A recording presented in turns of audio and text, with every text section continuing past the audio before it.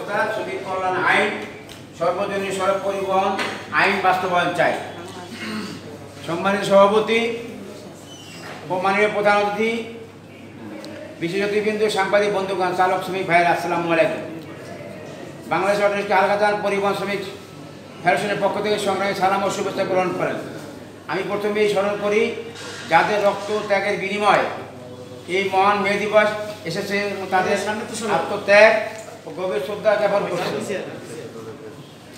সংগ্রামী বন্ধুগণ, 1956 সাল থেকে অটোরিক্সা চালকগণ দেশে যাত্রী সেবা দিয়ে আসছে। অটোরিক্সার ইতিহাস আন্দোলনের সংগ্রামের সাথে সেবা ও মানবতার ইতিহাস স্বর্ণ অক্ষরে লেখা থাকবে। এই পরিবহনের চালকগণ দিন রাত্র যাত্রী সেবা দিয়ে আসছে, যার ফলে এই পরিবহনটি গরিবের অ্যাম্বুলেন্স বলে খ্যাতি অর্জন করেছে। অটোরিক্সা চালকদের স্বাধীনতা সংগ্রামে উজ্জ্বল ইতিহাস রয়েছে। 1969 সালে গণ আন্দোলনে দেশের গুরুত্বপূর্ণ অবদান রেখেছে। এই অটোরিক্সা চালকগণ যা ইতিহাস করেছে জননেতা রাশেদ খান মেনন রচিত এক জীবন গ্রন্থে, এছাড়াও ঢাকা বিশ্ববিদ্যালয়ের ইতিহাস বিভাগের অধ্যাপক ডাক্তার মেজবা কামালও তার রচিত বইয়ে অটোরিক্সা চালকদের বীরত্বের ইতিহাসের বর্ণনা করেছেন। এছাড়াও অনেক বাংলাদেশে লিপিবদ্ধ করেছেন। 1969 সালে গণ আন্দোলনে বেবিরিক্সি ড্রাইভাররা হাজার হাজার চালকগণ বঙ্গবন্ধু কারামুক্তি আন্দোলন, লাট ভবন বর্তমানে বঙ্গভবন ঘেরাও করে আন্দোলন সংগ্রাম করেছে। মজলুম জননেতা মাওলানা আব্দুল হামিদ ভাসানীর নেতৃত্বে আন্দোলন করে বঙ্গবন্ধু কারামুক্তি করে। এছাড়া দেশের সকল গণতান্ত্রিক আন্দোলনে অংশগ্রহণ করে। তাই শ্রমিকদের অবদানকে খাটো করে দেখার কোনো সুযোগ নেই। তাই আমাদের দাবিগুলো বিশেষ বিবেচনায় অধিকার পাওয়ার যোগ্য রাখে। আমাদের চাওয়া পাওয়া সামান্য। মাননীয় মন্ত্রী, মাননীয় সড়ক পরিবহন সেতু মন্ত্রী অটোরিক্সা চালকদের এই আত্মত্যাগের অস্বীকার করলেও জাতি জনক বঙ্গবন্ধু মাননীয় প্রধানমন্ত্রী শেখ হাসিনার সর্বশেষ যে ঐতিহাসিক ভূমিকা নিয়েছিলেন তার পরিবহন শ্রমিকরা কখনোই ভুলবে না। সংগ্রামী বন্ধুগণ, মে দিবসের তাৎপর্য নিয়ে আলোচনা করবেন সম্মানীয় বিজ্ঞ নেতৃবৃন্দ। দেশ স্বাধীন হয়েছে 53 বছর হলেও দেশের অনেক উন্নয়ন হলো। সভ্যতার কারিগর মেহনতি মানুষের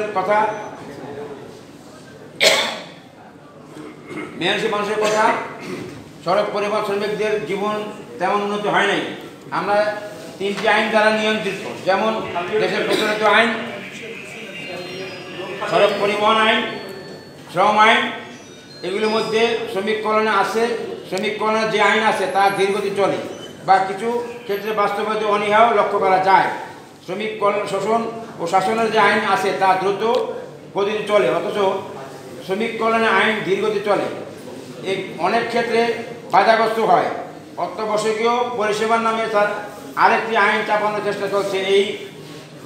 এই আইন হলে শ্রমিকগণ তাদের অধিকার ও দাবি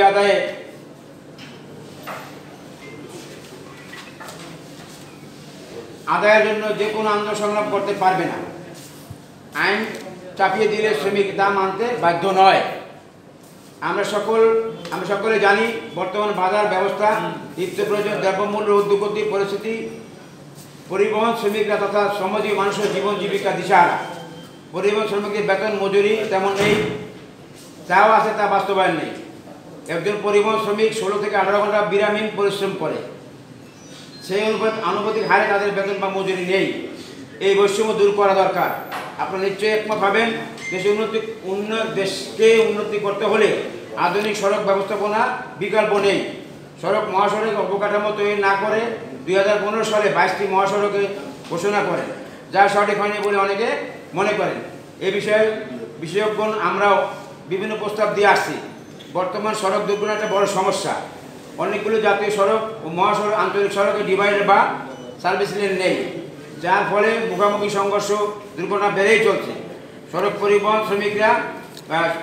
পরিবহনের শ্রমিকরা দীর্ঘক্ষণ রাস্তায় অবস্থান করে, তাই তাদের নিরাপত্তা অতীব জরুরি।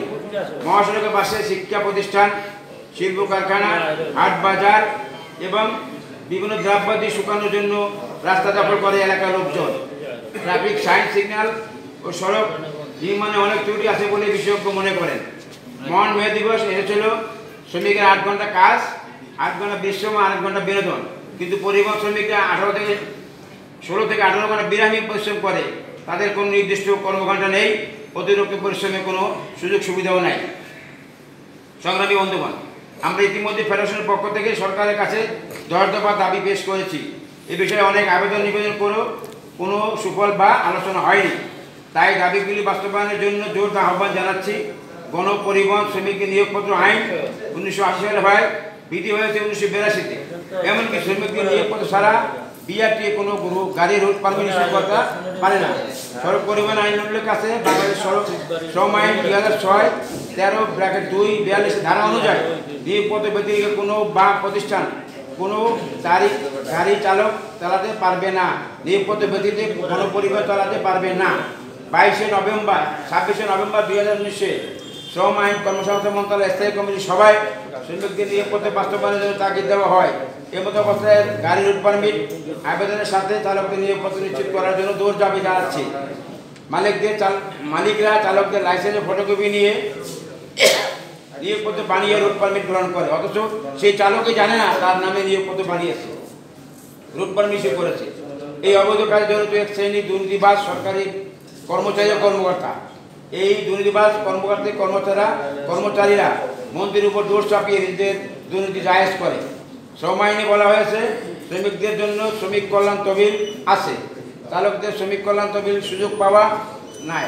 বেসিক সংগঠনগুলি শ্রম আইন মোতাবেক শ্রম দপ্তর কর্তৃক অনুমোদিত গঠনতন্ত্র শ্রমিক কল্যাণের জন্য সদস্যদের কাছ থেকে কল্যাণ আদায় করতে গেলে আইন প্রয়োগী সংস্থারা সদস্যগণ নানাভাবে হয়রানি বাধা সৃষ্টি করে, যা শ্রম আইনে পরিপন্থী বলে আমরা মনে করি। চালকগণ সরকারের সকল ট্যাক্স দিবে, আইন মানবে, ট্যাক্স দিবে, চালকদের কোনো কল্যাণ হবে এটা হতে পারে না। আমরা দীর্ঘদিন যাবৎ উল্লেখিত দাবিগুলি নিয়ে আন্দোলন সংগ্রাম করে আসছি। আমি এখন দাবিগুলি উপস্থাপন করছি। আশা করি মাননীয় মন্ত্রী মহোদয় ঐকান্তিক চেষ্টায় দাবিগুলি বাস্তবায়ন ব্যবস্থা গ্রহণ করবেন। মাননীয় মন্ত্রী আপনার মন্ত্রণালয় জারি কিন্তু প্রজ্ঞাপন অনুযায়ী স্ব শ্রেণীভুক্ত পরিবহন যাতে স্বাধীনভাবে সংগঠন করতে পারে এবং তার সংগঠন নেতা নির্বাচিত করতে পারে তা নিশ্চিত করবেন বলে আমরা আপনার প্রয়োজনীয় ব্যবস্থা গ্রহণ করবেন। এখন যে দাবিগুলি আছে মাননীয় মন্ত্রী মহোদয় আসলে দাবিগুলি আমরা পেশ করবো ওনার কাছে। যদি ইতিমধ্যে ওনার কাছে আমরা পেশ করেছি, উনি দিয়েছেন, উনি স্টাডিও করছেন। আজকে 3 দিন আগে দাবিগুলি দিয়েছেন এবং উনি স্টাডি করছেন।